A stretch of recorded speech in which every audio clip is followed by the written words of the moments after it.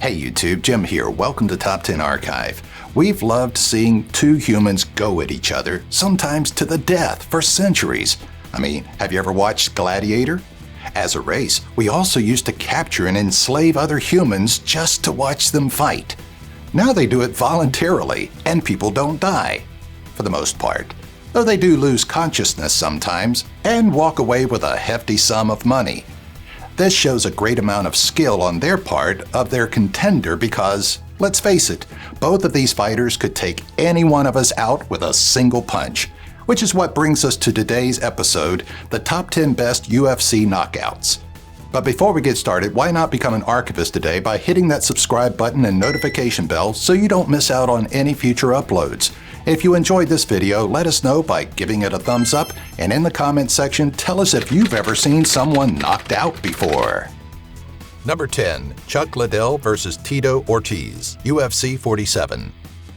Alright, but before Liddell retired, due to a jaw that will never be the same, he took another significant KO against Tito Ortiz. They'd been awaiting the opportunity for a while before they had the chance, so tensions were high. Despite having been friends and training partners, things weren't looking good for the scheduled 2004 Las Vegas fight. When the fight started, things were looking good for Liddell, as he showered Ortiz in punches. That's not always a telltale sign, is it? Very soon we hear the crowd chanting, "Tito!" It wasn't quick to end though. Both fought well, Liddell even delivering several huge blows and a decent kick to the head. It couldn't be all good though, right? We know how this ends. Liddell knocked Tito out and actually still got some punches in before being pulled away. Number 9. Rich Franklin vs. Nate Quarry, UFC 56. Back in 2005, Nate Quarry made his octagon debut after an ankle injury, and what a debut indeed. He knocked out his contender, Loden Sincade. After that, he faced the likes of Shoney Carter and Pete Sell, who also fell to Quarry's blows.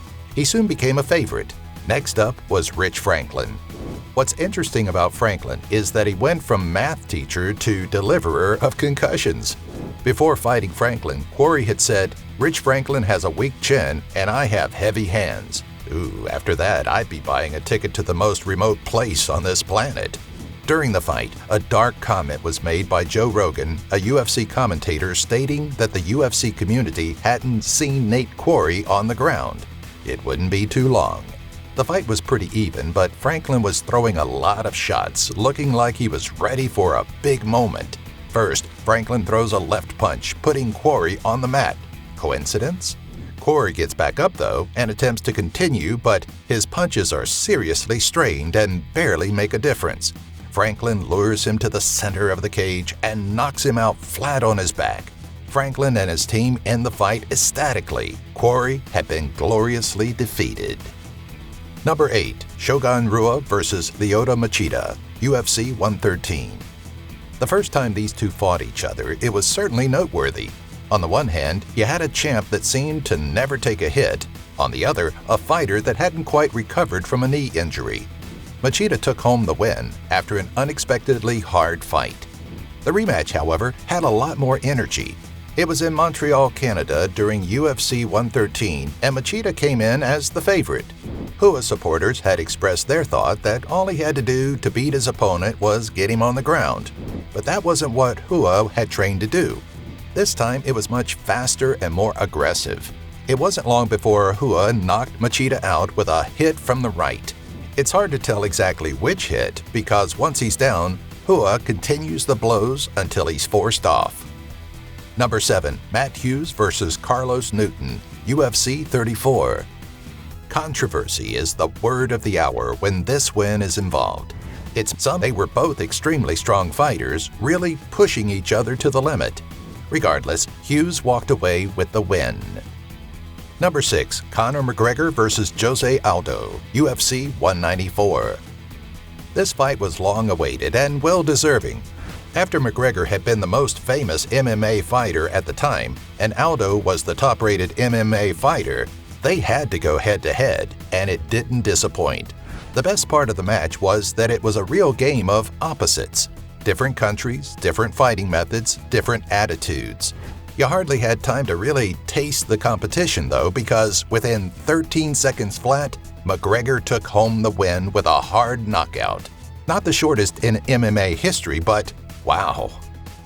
Number 5. Dan Henderson vs. Michael Bisping, UFC 100. Bisping came into this fight with only one L under his belt in the UFC. Henderson, sometimes referred to as Hendo, continues to be the favorite when it comes to critics, seeing as he's stable and a better standing fighter. Bisping wasn't showing much control of the fight, not landing many punches, failing at every turn and, frankly, looking weak in comparison. Then Bisping threw a right, frankly soft-looking blow, and got hooked with a hit that knocked him out. Number 4. Gabriel Gonzaga vs. Mirko Cro Cop, UFC 70. The second event held in the UK, the first in Manchester, and it gave a lot to talk about both live and on pay-per-view.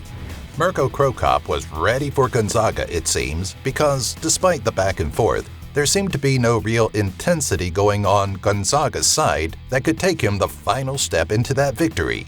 Or so we should think. Turns out the opposite was true. This was made clear by the final act that we've all been waiting for, the roundhouse kick that put Cro Cop on the canvas with the lights out. Savage, quick, to the point, the things we want in a knockout all in one. Number 3. Edson Barboza vs. Etim, UFC 142. How about a quick lightweight one? The fighters in this division are no joke.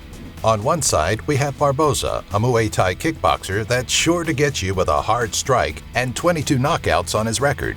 With those kinds of stats, Etim must have been a little nervous. Etim, however, had proven to be better at ground fighting and grappling, so he knew he had that going for him. In the end, though, it was Barboza's extensive training in several martial arts, his Brazilian roots, and his overall advantage that led to this explosive and historical moment. In the third round, mainly controlled by Barboza, the roundhouse kick had Etim out long before he even hit the ground. Beautiful. Number 2. Chris Weidman vs. Anderson Silva, UFC 162. It wasn't until the second round of this emblematic fight that things got intense. Silva was giving Weidman the runaround, trying to tire him out. Little did he know, it would be Weidman to catch him off balance. Silva did a bend at the waist to pull away from a punch and got caught in the process.